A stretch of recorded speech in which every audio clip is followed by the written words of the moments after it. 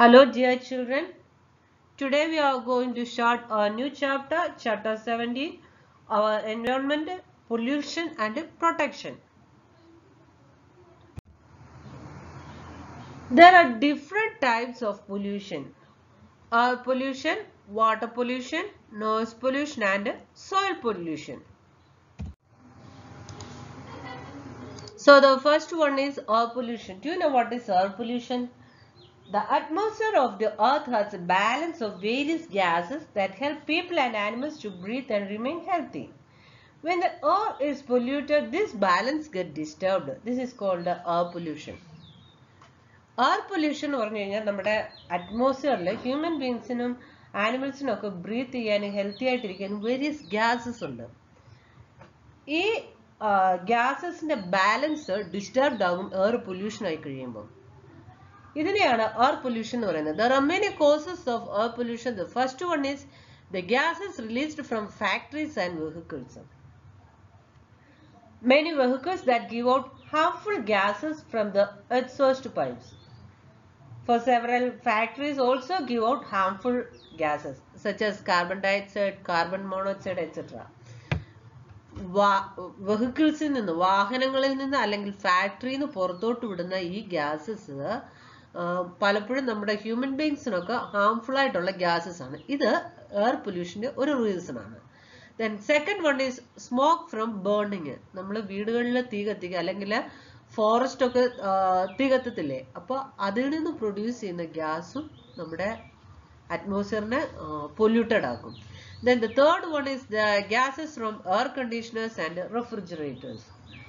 The gases from the home appliances like air conditioners, refrigerators that release gases that are harmful for the ozone layer of the atmosphere. നമ്മുടെ air കണ്ടീഷനിൽ അല്ലെങ്കിൽ റെഫ്രിജറേറ്ററിൽ നിന്നൊക്കെ വരുന്ന gases നമ്മുടെ ozone ലെയറിനെ damage ആക്കുന്നു. This is an upper layer that protect the earth from some harmful rays from the sun. സണ്ണിൽ നിന്നുള്ള harmful ആയിട്ടുള്ള റേസ് ഭൂമിയിലോട്ട് എർത്തിലോട്ട് വരാതിരിക്കാനായിട്ട് നമ്മളെ കവർ ചെയ്യുന്നത് ഈ ഓസോൺ ലെയർ ആണ്. ഈ ഓസോൺ ലെയറിന് എയർ കണ്ടീഷനിൽ നിന്നുള്ള ഗ്യാസസ് അല്ലെങ്കിൽ റെഫ്രിജറേറ്ററിൽ നിന്നുള്ള ഗ്യാസസ് ഒക്കെ ഈ ഓസോൺ ലെയറിനെയാണ് ഡാമേജ് ആക്കുന്നത്. സോ അതും എയർ പൊല്യൂഷന്റെ ഒരു റീസൺ ആണ്. Then fourth one is the cutting down trees. Forests and trees are cut down to clear land for growing crops, making new buildings, etc. മരങ്ങളൊക്കെ ഒരുപാട് മുറിച്ചിട്ട് നമ്മൾ പുതിയ ബിൽഡിംഗ് വെക്കാനായിട്ടൊക്കെ മരങ്ങൾ മുറിക്കാറുണ്ട്. Trees take carbon dioxide and give out oxygen which helps to keep the air clean. Trees എന്താണ് ചെയ്യുന്നത്? Trees carbon ഡയോക്സൈഡിനെ വലിച്ചെടുത്തിട്ട് ഓക്സിജനെയാണ് release ചെയ്യുന്നത്. ഇതുകൂട്ട് trees cut ചെയ്ത് കഴിഞ്ഞാൽ നമുക്ക് നല്ല എയർ കിട്ടുമോ അല്ലെങ്കിൽ ഓക്സിജൻ കിട്ടുമോ? ഇല്ല. അതുകൊണ്ട് കട്ടിംഗ് ഡൗൺ ട്രീസ് എന്ന് പറയുന്നത് അതും എയർ പൊല്യൂഷൻ ഒരു റീസൺ ആകുന്നു.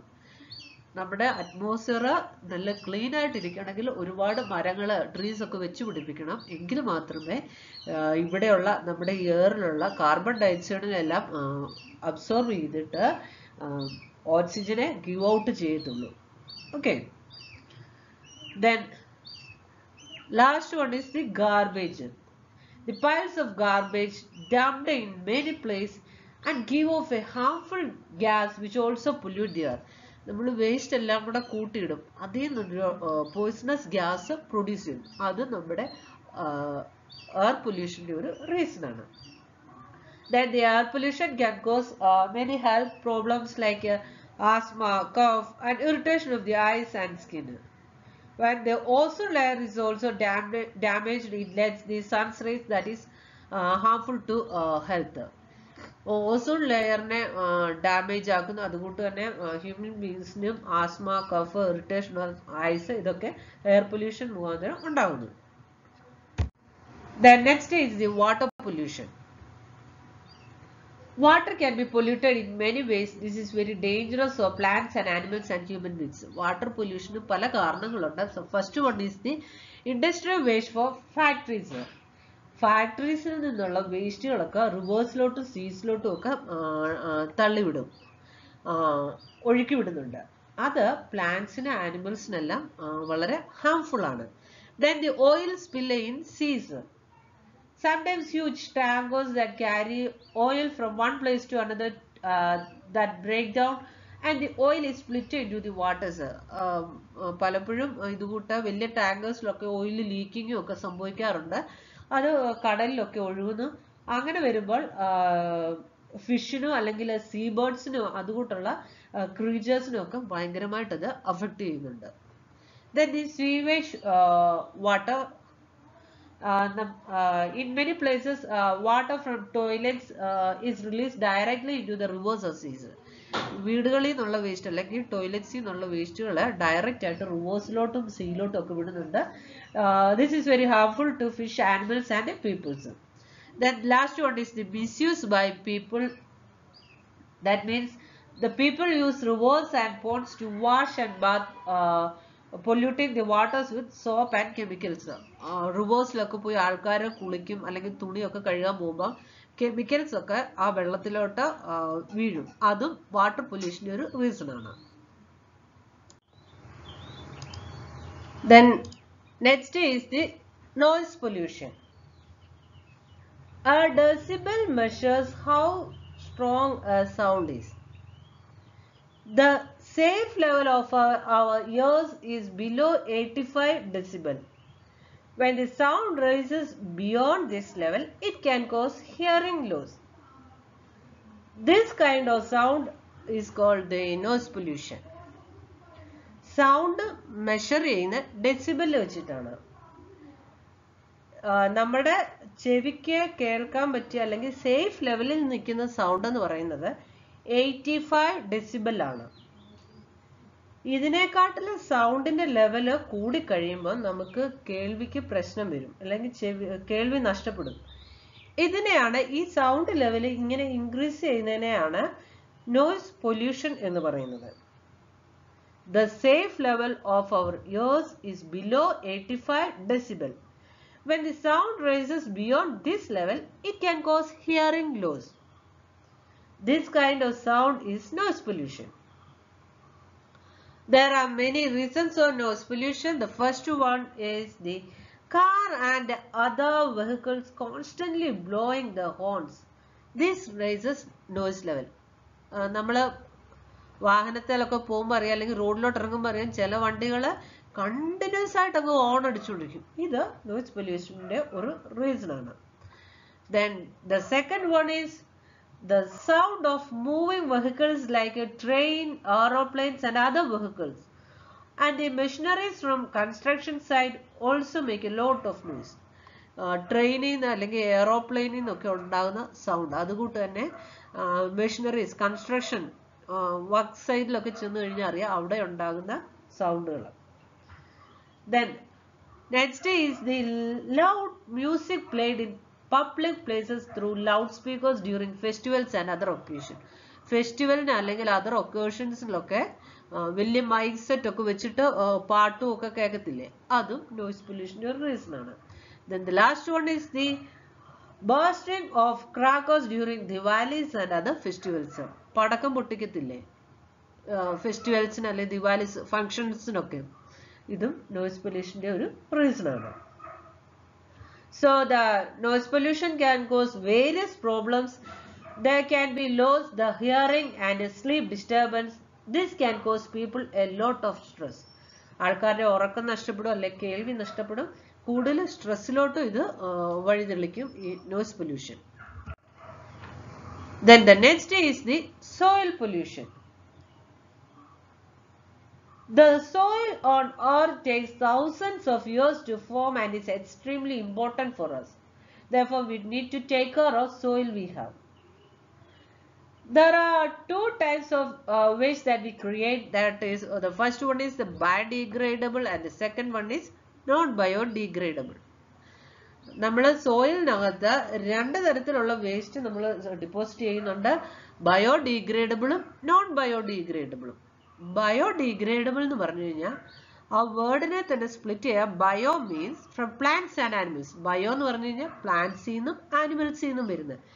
Then degrade means Degradable, degrade means can be broken down into smaller parts. Then the biodegradable waste, that means waste that can be broken down by bacteria into very smaller particles and become part of the soil again. നമ്മുടെ കരിയില അല്ല ഉണങ്ങിയ leaves അല്ലെങ്കിൽ kitchen waste ഇതൊക്കെ നമ്മൾ മണ്ണിനകത്തോട്ട് ഇട്ട് കഴിഞ്ഞാൽ കുറച്ച് നാൾ കഴിയുമ്പോൾ അത് മണ്ണിനോടങ്ങ് ചേരും. എന്തുകൊണ്ടാണ്? ചെറിയ ബാക്ടീരിയ പോലുള്ള ബാക്ടീരിയാസ് ഒക്കെ ഇതിനെ അങ്ങ് ഈ വേസ്റ്റിനെ അങ്ങ് ചെറിയ ചെറിയ പീസാക്കിയിട്ട് അത് മണ്ണുമായിട്ടങ്ങ് അലിഞ്ഞു ചേരും. ഇതിനെയാണ് ബയോഡിഗ്രേഡബിൾ വേസ്റ്റ് എന്ന് പറയുന്നത്. ഇത് ഒരിക്കലും നമുക്ക് ദോഷമല്ല, മണ്ണിന് കൂടുതലും വളം ഉണ്ടാക്കുന്നു. എന്നാൽ നോൺ ബയോഡിഗ്രേഡബിൾ എന്ന് പറഞ്ഞു കഴിഞ്ഞാൽ non biodegradable waste cannot be broken down. ഇങ്ങനെയുള്ള വേസ്റ്റ് അത് മണ്ണിനോട് ഒരിക്കലും ചേർന്ന് പോകത്തില്ല. അത് ചെറിയ പാർട്ടിക്കിൾസ് അല്ലെങ്കിൽ ചെറിയ പാർട്ട് ഒരിക്കലും ആകുന്നില്ല. It remains as it is hundreds of years in soil or water and therefore can harm the environment. Plastic and glass are example of non biodegradable. Plastic അല്ലെങ്കിൽ എന്തെങ്കിലും ഗ്ലാസിന്റെ ഒക്കെ പീസ് നമ്മൾ മണ്ണിലിട്ടാൽ കുറെ വർഷം കഴിഞ്ഞ് നോക്കിയാലും അത് അങ്ങനെ തന്നെ കിടക്കുന്നതാണ്. അതൊരിക്കലും മണ്ണുമായിട്ട് അലിഞ്ഞു ചേരത്തില്ല. ഇങ്ങനെ മണ്ണിനോട് ചേരാത്ത വേസ്റ്റിനെയാണ് നോൺ ബയോഡിഗ്രേഡബിൾ എന്ന് പറയുന്നത്. ഇത് നമുക്ക് വളരെയധികം ദോഷമാണ്, നമ്മുടെ എൻവയോൺമെന്റിന് വളരെയധികം ദോഷം ചെയ്യുന്നതാണ്. ബയോഡിഗ്രേഡബിൾ വേസ്റ്റ് എന്ന് പറഞ്ഞു കഴിഞ്ഞാൽ മണ്ണിനോട് അലിഞ്ഞു ചേർന്ന വേസ്റ്റ് ആണ്. These waste can be broken down by bacteria into small particles and became part of the soil again. Which is non biodegradable, that cannot be broken down. Then next is the acid rain. When it rains in an area where the air is heavily polluted, this causes acid rain. This rain has harmful chemicals in it and can damage the soil. Factories in വരുന്ന poisonous ആയിട്ടുള്ള gas അല്ലെങ്കിൽ വെഹിക്കിൾസിൽ നിന്നൊക്കെ വരുന്ന gases അത് നമ്മുടെ അറ്റ്മോസ്ഫിയറിൽ നിന്ന് കഴിഞ്ഞിട്ട് അത് അവിടെ ഡിപ്പോസിറ്റ് ആകും. എന്നിട്ട് മഴ പെയ്യുമ്പോൾ ഈ കെമിക്കൽസ് താഴോട്ട് വരും, മഴത്തുള്ളിയില് ഇത് താഴോട്ട് വരും. ഇതിനെയാണ് ആസിഡ് റെയിൻ എന്ന് പറയുന്നത്. ഈ ആസിഡ് റെയിനും നമ്മുടെ എർത്തിലോട്ടല്ലേ ഭൂമിയിലോട്ട് വീണ് കഴിയുമ്പോൾ, മണ്ണിനകത്തോട്ട് വീണ് കഴിയുമ്പോൾ ആ മണ്ണിനെ ഡാമേജ് ചെയ്യുന്നു. അത് സോയിൽ പൊല്യൂഷൻ്റെ ഒരു റീസൺ ആണ്. When it rains in an area when the air is heavily polluted and this causes acid rain. This rain has harmful chemicals in it and can damage the soil. So this is called the acid rain. Hope you understand this chapter. Thank you, children.